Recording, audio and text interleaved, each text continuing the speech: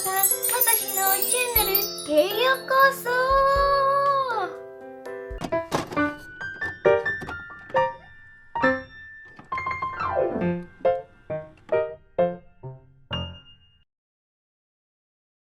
はい、皆さん、お元気の？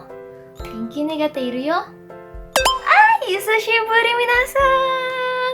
Maaf banget aku tidak buat konten mengenai bahasa Jepang karena kemarin aku sangat sibuk untuk persiapan skripsi dan juga persiapan sidang. Ima wa daigaku wa soushyūkyou shimashita. Yeay! Tanoshikatta. Ya, aku jadi udah sidang dan juga comprehension pada tanggal 5 Juli 2021 dan juga dinyatakan lulus. Jadi untuk saat ini aku mau mengucapkan rasa bersyukur aku kepada diri aku juga sendiri atas kerja keras aku selama 4 tahun di perkuliahan dengan penuh pengalaman dan juga ilmu yang tak terlupakan. Jadi aku terima kasih kepada Tuhan dan juga keluarga, teman-teman semua di sini. Jadi setelah aku selesai sidang dan dinyatakan lulus, aku juga melanjutkan karirku dan juga bisnisku yang aku rintis sendiri waktu aku selama masih hektik dengan skripsi. Jadi aku sembari mengerjakan skripsi dan juga aku melakukan bisnis. Jadi itu yang bikin aku juga nggak bisa bikin konten YouTube. Dan di sela-sela itu juga, aku juga belajar lagi bahasa Jepang untuk meningkatkan kemampuanku dalam berbahasa Jepang untuk mengikuti JLPT pada bulan Juli. Tapi JLPT ditiadakan pada bulan Juli dikarenakan pada saat itu kasus corona sedang meningkat. Jadi ya udah deh.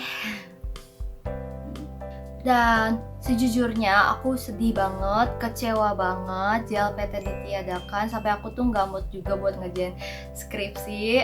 Aduh, masa-masa itu bener-bener deh, aku bener-bener merasa jatuh di saat itu. Tapi jangan lupa untuk terus bangkit, walaupun kita jatuh kita harus tetap semangat. Jadi oke lah, itu cerita sedikit atau banyak ya mengenai kehidupanku selama ini. Kenapa aku juga nggak bisa bikin konten di YouTube mengenai tentang bahasa Jepang. Jadi di video kali ini aku akan membahas tentang cara cepat belajar hiragana dan bahasa Jepang secara otodidak untuk pemula. Sebelum nonton video ini, jangan lupa untuk subscribe, like, dan komen. Dan juga jangan lupa untuk share ke teman-teman kalian. Siapa tahu video ini bermanfaat. Dan aku juga jadi semangat dong tentunya. Yang pertama adalah niat. Jadi sebelum kita memulai sesuatu, kita harus memiliki tekad dan niat yang besar. Kenapa? Kalau di awal kita udah nggak niat, gimana kita mau melanjutkan ke step selanjutnya? Coba. Dan kalau kita udah niat, pasti akan lebih mudah dan semangat untuk melakukan sesuatu. Percaya deh. Jadi, kunci pertama untuk belajar bahasa Jepang adalah niat. N-I-A-T, niat. Yang kedua ini adalah motivasi. Kenapa motivasi? Karena bagiku itu motivasi itu adalah sebuah hal yang penting juga. Jadi gini, kamu punya motivasi atau mimpi untuk pergi ke Jepang jalan-jalan, atau kamu punya motivasi untuk kerja di Jepang, atau ingin menikah dengan orang Jepang. Tapi saat kamu ke Jepang, kan gak mungkin kita untuk komunikasi menggunakan bahasa lain selain bahasa Jepang. Misalnya untuk ke pelayan atau ke rekan kerja, kalau misalkan kalian mau kerja, kan gak mungkin kita ngomong pakai bahasa Indonesia. Kecuali kalau emang mereka dia mengerti. Tapi kan kita lagi di negaranya, jadi kita harus menggunakan bahasa Jepang. Gimana? Jadi, ketika kamu mempunyai mimpi atau motivasi yang besar, kamu harus memikirkan bagaimana caranya mewujudkan mimpimu itu dengan sebuah motivasi yang kamu punya. Jadi, harus gimana? Ya belajar belajar bahasa Jepang. Gak mungkin kalian rebahan tiba-tiba bisa gitu bahasa Jepang. Enggak kan?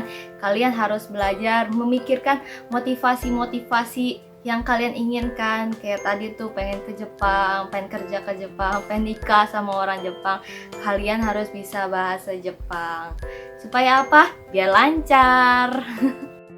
Setelah kalian mempunyai niat dan juga motivasi yang tinggi, jadi kalian semangat dong buat belajar bahasa Jepang. Gimana itu caranya? Langkah apa yang harus aku lakukan untuk belajar bahasa Jepang? Ini berdasarkan aku aja ya. Kalau caraku yang pertama adalah menulis huruf hiragana secara berulang. Kenapa harus menulis huruf hiragana secara berulang? Karena untuk belajar bahasa Jepang, yang pertama kalian harus tahu adalah huruf hiragana yang memiliki 46 huruf. Semisalnya huruf hiragana kan satu kolom itu terdiri dari 5 huruf. Misalkan A, I, U, E, O. Nah, kalian tulis secara banyak dan berulang kali. Kayak gini nih contohnya nih. Jadi seperti ini, aku menulis huruf hiragana A, I, U, E, O secara banyak nih. A, hiragana I, hiragana U, E, dan juga O, dan seterusnya. Kaki, ku, keko, sashi, su, seso, dan seterusnya. Jadi kayak begini gitu loh, nulis banyak. Gitu. Terus aku juga minta tolong temanku untuk menulis alfabet A, I, U, E, O secara acak, lalu aku menulis hiragananya. Yang kedua, buku. Jadi, aku beli beberapa buku bahasa Jepang. Tuh, terserah kalian bisa cari di toko buku atau di toko buku bekas ataupun di e-commerce. Kalian mudah kok untuk menemukan buku-buku itu. Kenapa kalian harus membeli buku? Karena kalau kita beli buku, kita akan fokus ke satu tujuan. Misalnya, beli buku bahasa Jepang. Tujuannya buat apa sih? Ya pasti kalian mau belajar bahasa Jepang dong, untuk menghafal kosakata, menghafal hiragana, dan juga kanji atau segala macam yang harus dipelajari dalam bahasa Jepang. Kalau belajar di internet gimana? Sebenarnya sah-sah aja kalau mau belajar di internet. Cuma kalau pribadi aku sendiri, aku bakal bisa pecah konsennya. Misalnya aku harusnya belajar nih, scrolling buat belajar bahasa Jepang, tapi aku malah buka Instagram, malah buka Twitter dan lain-lain gitu loh. Karena kalau misalnya kita pakai buku, ya udah kita bakal fokus ke satu tujuan, ya udah untuk belajar bahasa Jepang. Tapi walaupun aku selain dari buku, aku juga tetap dari internet untuk cari-cari referensi yang lain. Jadi untuk pertama kali belajar atau untuk bagi pemula, baiknya emang pakai buku untuk belajarnya. Yang ketiga, jadi di saat kamu sudah mulai paham dengan hiragana, katakana, kalian bisa memasuki belajar lewat video-video. Jadi ada beberapa platform media seperti Twitter, TikTok, Instagram, YouTube untuk membantu kamu belajar bahasa Jepang. Jadi kamu bisa sambil rebahan tuh scrolling-scrolling, kan rebahannya jadi bermanfaat untuk belajar bahasa Jepang. Yang keempat ini adalah berkomunikasi langsung dengan orang Jepang atau native speaker asli Jepang. Di sini kalian bisa melatih komunikasi dengan orang Jepang asli, atau misalkan kamu punya teman Indonesia yang juga lagi belajar bahasa Jepang. Nah, itu kalian bisa sharing-sharing tuh ilmu, atau kalian bertukar bahasa, pakai komunikasinya tuh pakai bahasa Jepang. Yang kelima, ikut kelas. Bagi kalian yang emang bener-bener serius untuk belajar bahasa Jepang dan kalian punya kendala atau kesulitan untuk belajar sendiri, kalian bisa follow Instagram @belajarwibu. Jadi di @belajarwibu ini dibuka kelas untuk para pemula yang ingin belajar bahasa Jepang dari nol, dan belajarnya ini lewat Zoom.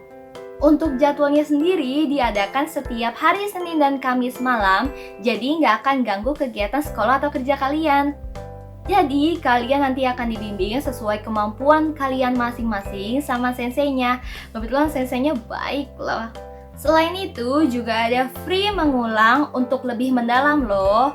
Jadi kalian bisa konsul ke senseinya secara langsung. Di @belajarwibu ini juga menjual flashcard, gunanya untuk mempermudah kalian dan membantu kalian untuk menghafal hiragana, katakana, juga kanji dari level N5 sampai level N4.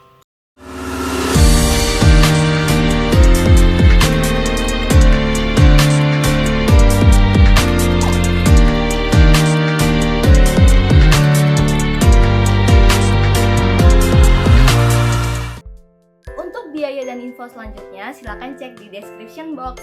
Terima kasih. Oke deh, sekian video dari aku. Mohon maaf kalau misalkan ada salah kata. Arigatou gozaimashita. Ja mata ne.